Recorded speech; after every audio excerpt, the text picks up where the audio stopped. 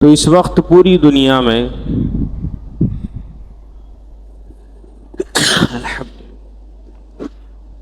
جو ظلم و ستم ہو رہا ہے، اس ظلم و ستم کو روکنا یہ ہر ایک کے لیے ضروری ہے۔ ایک ظلم یہ بھی ہے کہ انسان کوئی گناہ کر رہا ہو، جیسے کسی کی اولاد ہے اور کسی گناہ میں مبتلا ہے تو باپ اپنے اختیارات کو استعمال کرے۔ باپ کو معلوم ہے کہ میری اولاد گناہ میں مبتلا ہے، جیسے میری اولاد نماز چھوڑ رہی ہے، میری اولاد قرآن کی تلاوت سے دور ہے اور نیک کاموں سے دور ہے، تو باپ کو اختیار ہے، وہ جس انداز سے اپنی اولاد کو سمجھا سکتا ہے اس انداز کو اختیار کر کے وہ سمجھائے۔ اور باپ کو اختیار ہوتا ہے اپنی اولاد کی تربیت کے لیے وہ چاہے تو زبان استعمال کریں، چاہے تو ہاتھ استعمال کریں۔ مثال کے طور پر اگر بیٹا نماز نہیں پڑھ رہا ہے تو باپ سمجھا منا کر اس کو نماز پڑھانے کی فکر کریں، پھر بھی نہیں پڑھ رہا ہے تو باپ کو اختیار ہے کہ وہ مار کر پڑھائے۔ نبی پاک صلی اللہ علیہ وآلہ وسلم نے ارشاد فرمایا کہ جب بچہ پیدا ہو جائے تو اس کے سیدھے کان میں اذان دو اور بائیں کان میں اقامت کہو اور اس کو کسی اچھے نام سے پکارو۔ اور پھر اس کے بعد فرمایا کہ جب بچہ 7 سال کا ہو، 7 دن کا ہو جائے تو اس کا عقیقہ کر دو۔ تو یہ ابتدا ہی سے اسلام نے حکم دیا ہے اور باپ کے فرائض کو بیان فرمایا ہے کہ اس طریقے سے باپ اپنے فریضے کو ادا کریں۔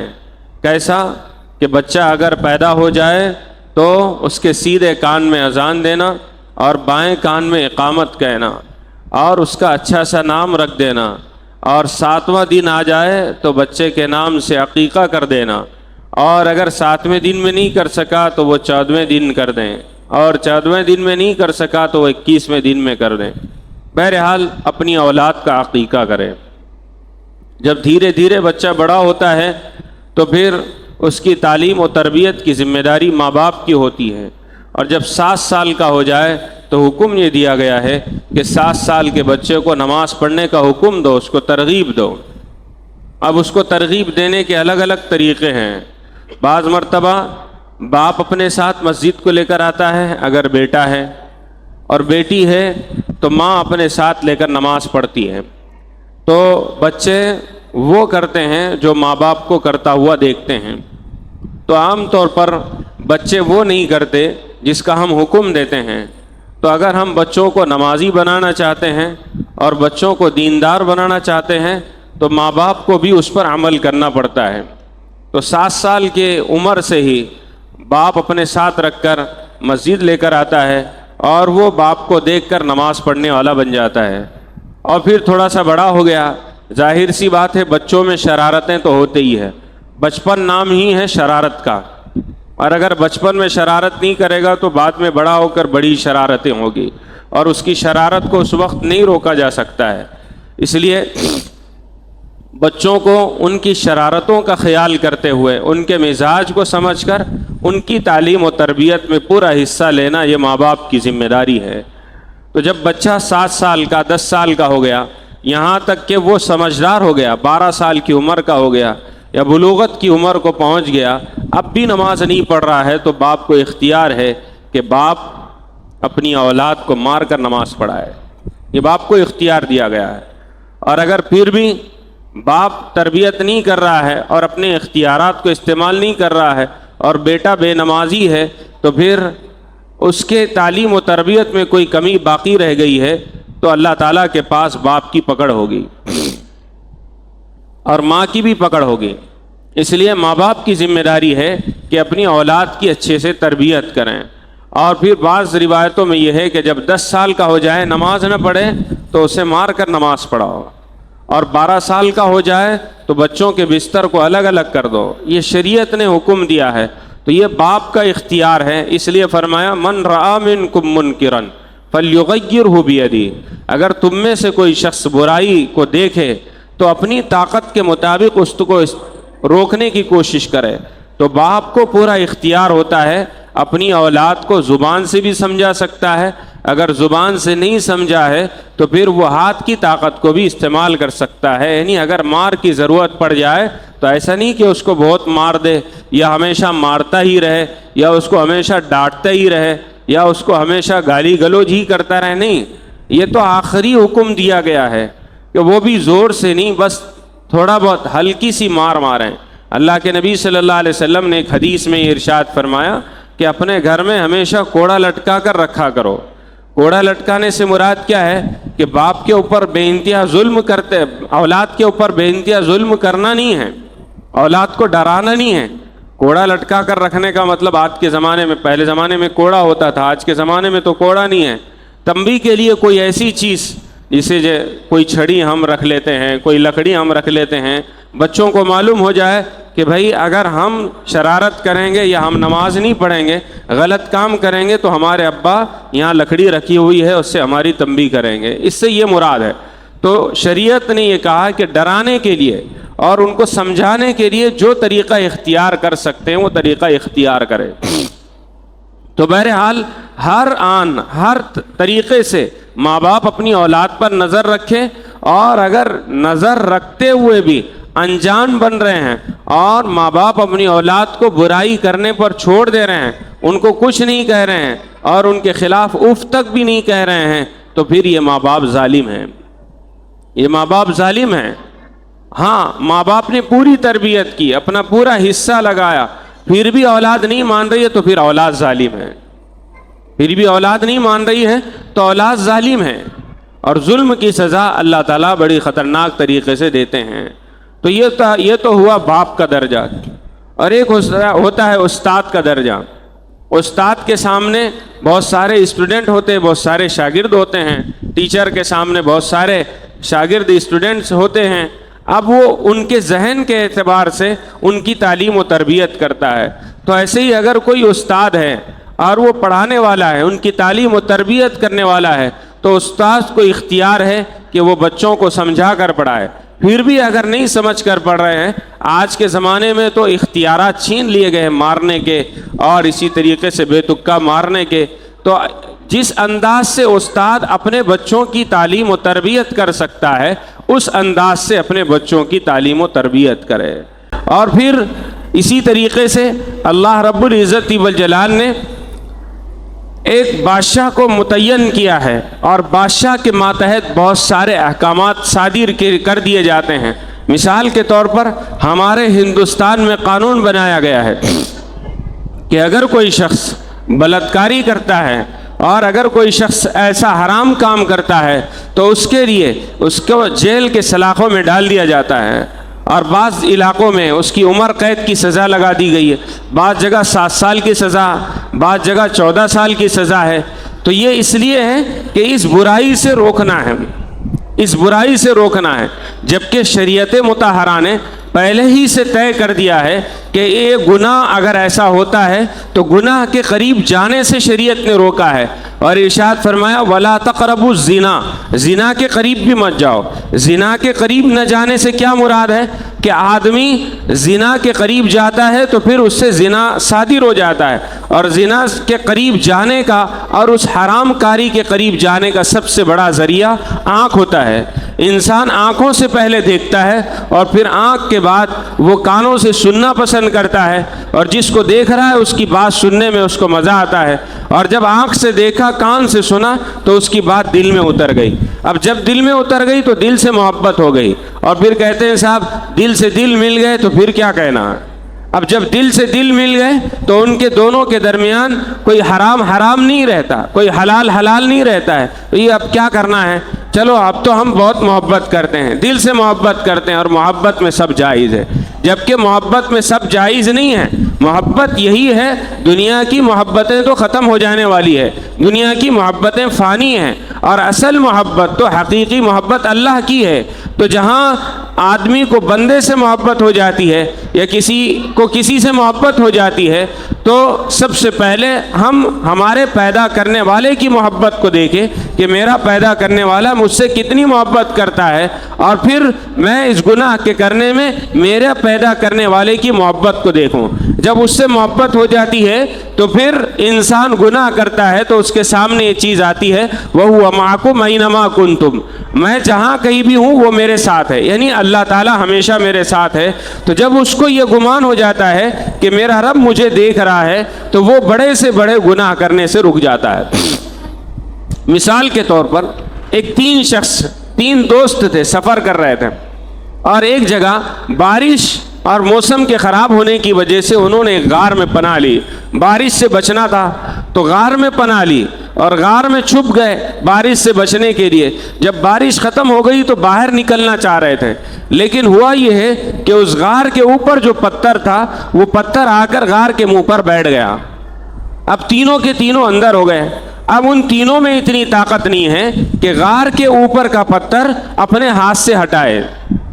اب کیا کریں گے؟ ان کو یہ سمجھ میں آ گیا کہ اب یہاں ہماری طاقت نہیں چل سکتی، ہم تو بے بس ہے، اور جو طاقت والا ہے سب سے بڑا، اسی طاقت والے کو پکارا جائے۔ تو اس طاقت والے کو پکارنے کے لیے کیا واسطہ دیا جائے؟ تو ایک نے کہا کہ ہم یہ کرتے ہیں کہ ہماری اپنی اپنی نیکیاں اللہ تعالیٰ کو یاد دلائیں گے، کہ اگر اللہ تعالیٰ کو یہ نیکی پسند ہے تو اللہ تعالیٰ یہ غار کا پتھر ہٹا دے۔ تو ایک شخص نے سب سے پہلے اپنی ایک نیکی کا واسطہ دیا اور یہ کہنے لگا کہ اللہ، میری ایک چچا زاد بہن تھی اور میں اس سے بڑا پیار کرتا تھا، بہت محبت تھی مجھے، لیکن وہ اللہ کی بندی، اللہ سے بہت ڈرتی تھی۔ میں نے اس کو کئی مرتبہ گناہ پر آمادہ کیا، گناہ کرنے پر مجبور کیا، لیکن وہ گناہ کرنے پر نہیں تیار ہوئی۔ پھر ایک مرتبہ ایسا ہوا کہ قحط سالی آ گئی، گھر میں کھانے پینے کے لیے کچھ نہیں تھا۔ وہ میرے پاس آ کر کہنے لگی کہ میرے گھر میں فاقے ہے، آپ کچھ میری مدد کر دو۔ تو میں نے کہا کہ میں مدد اس وقت کروں گا جب تم میری ناجائز خواہش پوری کر دو۔ تو مجبور تھی، اب مجبوری میں ہاں بھر لی، لیکن جیسے ہی قریب ہوئے تو ایسے وقت میں ان کے ہاتھ اور پیر کانپنے لگے، پسینہ نکلنے لگا، اور کہنے لگے کہ بھائی اتنا کیوں کانپ رہے ہو، اتنا کیوں ڈر رہے ہو؟ کہا کہ میں اصل میں اس رب سے ڈر رہی ہوں اور میرا مہر کوئی اور ہے، تم میرے مہر کو توڑ رہے ہو، اس لیے مجھے ڈر لگ رہا ہے۔ جیسے اس کی آنکھوں میں آنسو آ گئے اور بدن پر رونگٹے کھڑے ہو گئے اور پسینے نکلنے لگے، تو وہ جس انداز سے اس لڑکی نے کہا تھا کہ میرا رب مجھے دیکھ رہا ہے، وہ اللہ ہے، تو یہ لفظ اللہ نکلنا تھا۔ وہ اٹھ کر کھڑا ہو گیا، کہا کہ میں تجھے معاف کر دیتا ہوں، تو بھی مجھے معاف کر دے، اور تیری ضرورت میں یوں ہی پوری کر دیتا ہوں۔ تو اس نے یہ واسطہ دیا کہ اللہ، تیرا نام سن کر، تیرے واسطے کو دیکھ کر میں نے اس برائی کے کرنے سے میں نے اپنے آپ کو روک دیا اور اس کے مہر کو نہیں توڑا، میں نے حرام کام سے اپنے آپ کو بچا لیا اور اس کو بھی بچایا۔ اگر یہ کام تیرے پاس محبوب ہے اور یہ کام تجھے تیرے بارگاہ میں مقبول ہے تو یہ جو ہمارے اوپر چٹان نظر آ رہی اس کو ہٹا دے۔ تو اللہ تعالیٰ نے اس کے اس عمل کو بھی قبول کر لیا اور اس کی اس دعا کو بھی قبول کر لیا، اور تھوڑی سی چٹان ہٹ گئی۔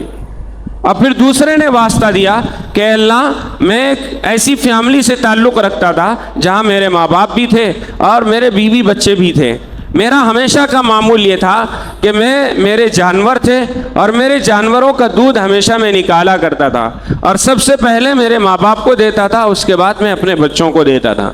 تو ایک مرتبہ ایسا ہوا کہ موسم کی خرابی کی وجہ سے میں لیٹ پہنچا اور میرے ماں باپ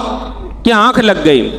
اور میرے بچے حالانکہ مجھے ستا رہے تھے، لیکن میرے ہمیشہ معمول کے مطابق میں ماں باپ کے سرانے کھڑا رہا اور میں نے اپنے بچوں کو دودھ نہیں پلایا۔ جب ماں باپ کی آنکھ کھلی تو میں پہلے اپنے ماں باپ کو پلایا اور پھر اس کے بعد اپنے بچوں کو پلایا۔ میں نے جگانا بھی پسند نہیں کیا کہ پتہ نہیں میرے ماں باپ ابھی سوئے ہوں گے اور ان کی نیند میں خلل ہو جاتا ہوگا، تو اس لیے میں نے اپنے ماں باپ کو نہیں جگایا، ان کے سرانے دودھ لے کر کھڑا ہو گیا۔ جب میرے ماں باپ جاگ گئے تو میں نے پہلے ان کو دودھ پلایا، اس کے بعد اپنی اولاد کو۔ اگر تیری بارگاہ میں یہ عمل قبول ہے تو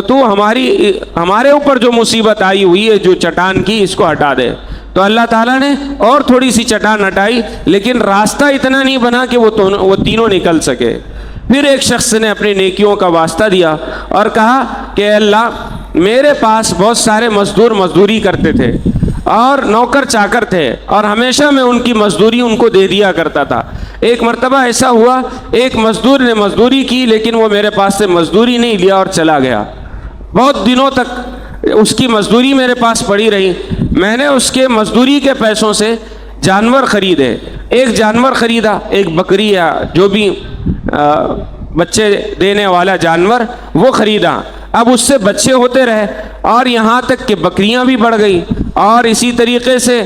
بیل وغیرہ بھی بڑھ گئے، بھینس بھی بڑھ گئے، بہت بڑا مندا ہو گیا، بہت بڑی چیزیں برکت کی بڑھتے گئی، بہت زیادہ ہوتے گئی۔ اسی کی مزدوری کے پیسوں سے یہاں تک کہ میرا جتنا ایریا تھا وہ ایریوں سے جانور بھر گئے اور مجھے بہت پیسہ اس سے ملا، لیکن میں نے وہ پیسہ خرچ نہیں کیا، اس کے پیسوں کو ڈبل کرتا رہا اور میں اس کا پیسہ امانت سمجھ کر اپنے پاس رکھتا رہا۔ ایک دن ایسا ہوا کہ وہ میرے پاس آیا اور کہنے لگا کہ میں فلاں دن مزدوری کیا تھا، مجھے یاد آیا اس لیے میں اپنی مزدوری لینے کے لیے آیا ہوں، آپ میری مزدوری دے دیجئے۔ تو میں نے کہا کہ یہ جتنے جانور وغیرہ دکھ رہے ہیں یہ سب آپ کے ہیں، آپ لے کر چلے جائیے۔ تو وہ شخص کہنے لگا آپ مجھ سے مذاق کر رہے ہو؟ کہا کہ میں مذاق نہیں کر رہا ہوں، میں مذاق نہیں کر رہا ہوں، یہ سب آپ ہی کا ہے، جتنے جانور وغیرہ سب نظر آ رہے ہیں یہ سب آپ کا ہے، آپ لے کر چلے جاؤ۔ پھر وہ اس کو اطمینان نہیں ہوا، میں نے اتنی تو محنت نہیں کی تھی کہ اس کے بدلے میں اتنی مزدوری دے رہے ہیں۔ تو پھر انہوں نے تفصیل بتائی اور یہ کہا کہ آپ جب اپنی مزدوری چھوڑ کر گئے تھے تو میں نے اس سے ایک جانور خریدا تھا، اس جانور سے جانور بڑھتے گئے یہاں تک کہ اتنے سارے جانور ہو گئے اور ان جانوروں کو کبھی بیچنے کی ضرورت پڑ گئی تو کچھ چیزیں خریدا، تو یہ سب چیزیں آپ کی ہے، آپ لے کر چلے جاؤ۔ اے اللہ یہ کام صرف میں نے آپ کے لیے کیا ہے، آپ راضی ہو جائے اور مزدور کا حق مل جائے اس کو، چونکہ اس نے پسینہ بہایا ہے اور اس نے مزدوری کی ہے، اس لیے میں نے مزدور کے حق میں کوئی کمی نہیں کی، کوئی ظلم نہیں کیا۔ آپ کو اگر یہ عمل پسند ہے تو آپ اس عمل کی برکت سے یہ جو ہمارے اوپر مصیبت آئی ہے، مصیبت کی شکل میں پہاڑ نظر آ رہا ہے، اس کو ہٹا دیجئے۔ تو اللہ تعالیٰ نے ان کی اس دعا کو قبول کیا اور تینوں نے اپنے اپنے نیک اعمال کا واسطہ دیا۔ اللہ تعالیٰ کے پاس تینوں کا وہ عمل اللہ کو بہت پسند آیا تو اللہ تعالیٰ نے پوری چٹان ہٹا دی اور پھر ان کو راستہ دے دیا، وہ اپنے اپنے منزل پر پہنچ گئے۔ تو معلوم یہ ہوا کہ کوئی بھی گناہ اگر ہم کر رہے ہیں تو یہ ظلم ہے اور ظلم کو اللہ تعالیٰ برداشت نہیں کرتے اور ظالموں کی اللہ تعالیٰ مدد نہیں کرتے، اس لیے فرمایا الظلم ظلمات یوم القیامہ، کہ ظلم قیامت کے دن اندھیروں کی شکل میں ہوگا۔ اور سب سے بڑا ظلم آدمی اپنے آپ پر کرتا ہے، اپنے نفس پر کرتا ہے، وہ یہ ہے کہ مثال کے طور پر نماز چھوڑنا گناہ ہے اور یہ گناہ کرنا ظلم ہے۔ آدمی کا نفس یہ کہتا ہے ابھی تو اذان ہوئے، تھوڑی دیر سے جائیں گے، اب وہ تھوڑی دیر ایسی ہوئی کہ جماعت کی نماز چھوٹ گئی تو پھر آدمی کا دل کہنے لگا اب تو نماز ہو ہی گئی، کیا کریں گے، ایک نماز چھوٹ گئی، دوسری چھوٹ گئی، تیسری چھوٹ گئی، تو ایسے چھوٹتے چھوٹتے وہ یہاں تک کہ نماز سے دور ہو گیا، تو اپنے آپ پر ظلم کر رہا ہے۔ آدمی کا دل یہ چاہ رہا ہے کہ میں جھوٹ بول دوں، اس کی زبان سے جھوٹ نکل گیا اور جھوٹ بول دیا، یہ جھوٹ بولنا ظلم ہے۔ تو ایسے ہی ظلم جہاں ہو رہا ہے اپنے آپ کو، اپنے نفس کو روکنا، اور اگر اپنے نفس کو روکنے پر ہم قادر ہو گئے اور کوئی اگر ظلم کر رہا ہے، کوئی برائی کر رہا ہے تو اس برائی سے اس کو روکنا۔ اس لیے حدیث میں فرمایا من رأى منکم منکرا فلیغیرہ بیدہ، تم میں سے کوئی شخص اگر برائی کو دیکھے تو اگر اس کے پاس طاقت ہے تو وہ اپنے ہاتھ سے روکے۔ اب اس کی طاقت میں نے باپ کی شکل میں بتایا، استاد کی شکل میں بتایا، اور ایسے ہی حکومت حاکم جب ہوتا ہے تو اگر ملک میں کوئی ظلم ہو رہا ہے، ماب لنچنگ ہو رہی ہے، ملک میں ریپ کیسز بڑھتے جا رہے ہیں، ملک میں چوری کے کیسز بڑھتے جا رہے ہیں، اور ملک میں کئی ایسے واردات ہیں جو روز بروز ہوتے چلے جا رہے ہیں، بادشاہ کا کام ہے اور وقت کے حکمران کا کام ہے کہ وہ اس سے روکے۔ اگر وہ نہیں روکتا ہے تو رعایا کا کام ہے اور لوگوں کا کام ہے کہ وہ ظالم بادشاہ کو ظلم سے روکیں، جو ظلم کو ہوتا ہوا دیکھ رہا ہے لیکن قوانین نہیں بنا رہا ہے۔ اور بعض مرتبہ بعض بادشاہ ایسے ہوتے ہیں اپنے بعض لوگوں کو چھوڑ دیتے ہیں اور بعض لوگوں پر ظلم کرتے ہیں، تو وہ بھی ظالم بادشاہ ہے۔ تو اس ظالم بادشاہ کو ظلم سے روکنا اور اس کے ظلم کرنے سے روکنا یہ رعایا کی ذمہ داری ہے، یہ مخلوق کی ذمہ داری ہے، یہ لوگوں کی ذمہ داری ہے۔ اب ہر ملک میں الگ الگ ہوتا ہے، بعض ملکوں میں بادشاہوں کو کرسی پر اتارنے کے الگ الگ طریقے ہوتے ہیں. احتجاج کرتے ہیں, روڈ پر آ جاتے ہیں اور بادشاہ کے خلاف کھڑے ہو جاتے ہیں, تو وہاں کسی حد تک ظلم رک جاتا ہے.